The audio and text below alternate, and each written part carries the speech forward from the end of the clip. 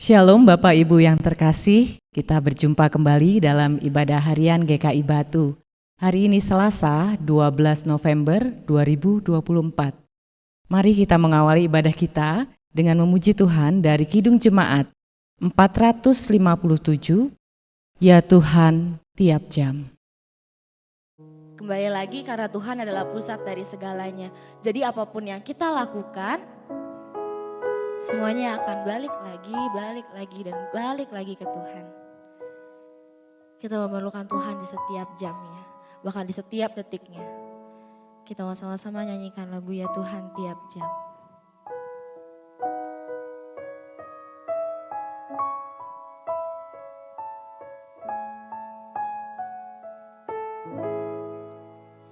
Ya Tuhan tiap jam ku memerlukanmu,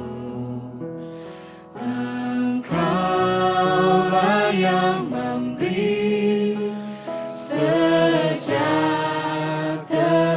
penuh setiap jam. Ya Tuhan, di Kau ku perlukan, ku datang juru selamat, berkatilah.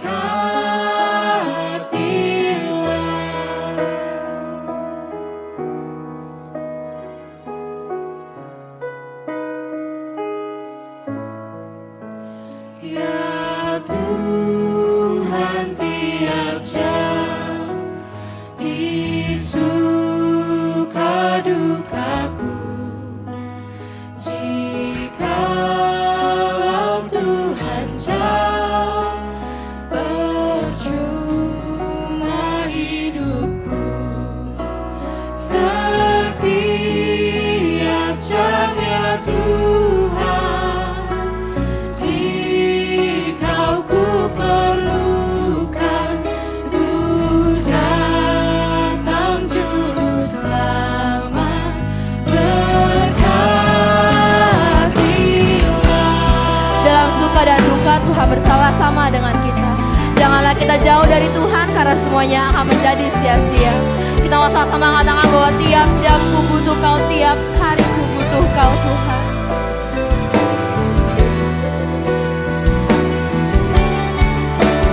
Tiap jam ku perlu Kau, tiap hari ku butuh Kau. Tiap jam ku perlu Kau, tiap hari ku butuh Kau. Tiap jam ku perlu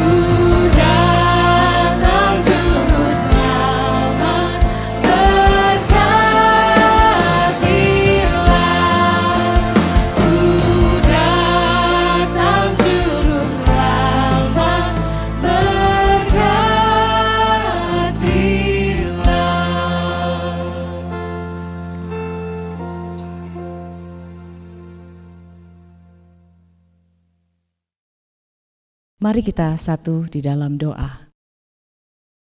Bapa kami di dalam surga, seperti lagu yang kami nyanyikan, kami membutuhkan Engkau di setiap jam kehidupan kami. Untuk itu di pagi hari ini kami datang kepadamu. Kiranya Roh Kudus memimpin setiap kami, agar kami boleh membuka hati kami, menerima sapaan-Mu ya Bapa. Tuhan juga memberkati hamba-Mu Bapak Pendeta Dwi Santoso yang akan menyampaikan kebenaran sabda-Mu Tuhan. Kiranya firman-Mu boleh menjadi berkat bagi setiap kami, menjadi penuntun dalam setiap langkah kami. Terima kasih Bapa, di dalam nama Tuhan Yesus kami sudah berdoa. Amin. Bacaan firman Tuhan terambil dari Injil Yohanes, pasal 15, ayat 12 sampai 15. Inilah perintahku, yaitu supaya kamu saling mengasihi, seperti aku telah mengasihi kamu. Tidak ada kasih yang lebih besar daripada kasih seorang yang memberikan nyawanya untuk sahabat-sahabatnya. Kamu adalah sahabatku, jikalau kamu berbuat apa yang kuperintahkan kepadamu. Aku tidak menyebut kamu lagi hamba, sebab hamba tidak tahu apa yang diperbuat oleh tuannya. Tetapi aku menyebut kamu sahabat, karena aku telah memberitahukan kepada kamu segala sesuatu yang telah kudengar dari Bapa-Ku. Amin. Bapak, Ibu, Saudara yang dikasihi oleh Tuhan, hari ini kita merenungkan sebuah tema, yaitu menjadi sahabat setia. Saudara-saudara, beberapa tahun yang lalu ada sebuah grup band yang menyanyikan lagu tentang persahabatan. Kalau Bapak, Ibu, Saudara ingat, grup itu adalah Sinde Tosca. Dia menyanyikan lagu persahabatan yang diberi judul tentang kepompong. Nah, ini satu analogi, satu penggambaran yang baik, karena lirik lagunya mengatakan persahabatan itu bagai kepompong, mengubah ulat menjadi kupu-kupu. Ya, kalau kita tahu ulat lalu tahu kupu-kupu, maka ada perbandingan. Dua hal perbandingan yang sangat berbeda.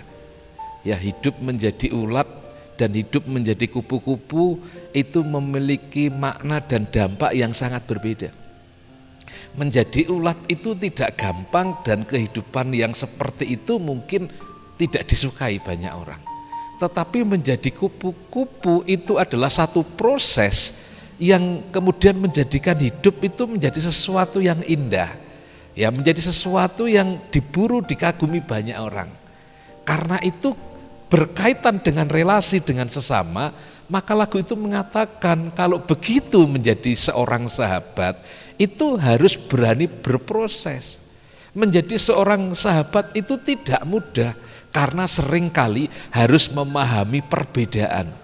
Maka menjadi seorang sahabat berarti dalam kehidupan kita juga harus menyediakan ruang bagi orang lain, bagi sahabat kita, jikalau ternyata di dalam relasi kita itu ada satu perbedaan. Bahkan mungkin menjadi seorang sahabat juga banyak tantangannya. Tatkala orang yang menyahabati kita itu mungkin karena satu perbedaan itu, mungkin suatu ketika dia meninggalkan kita. Lalu sikap kita bagaimana menjadi seorang sahabat? Sekalipun kita ditinggalkan, tentu sebagai seorang sahabat kita tidak akan pernah melupakannya. Saudaraku yang terkasih, lebih daripada itu Tuhan Yesus mengajarkan dalam bacaan kita, menjadi seorang sahabat itu artinya adalah kita memberikan diri kita, kehidupan kita untuk menjadi kekasih, sahabat bagi orang yang kita sahabati itu. Di dalam bacaan yang kita baca tadi jelas sekali menjelaskan kepada kita bahwa menjadi seorang sahabat itu berarti dengan kasih kita, dengan cinta kita, disertai dengan pengorbanan.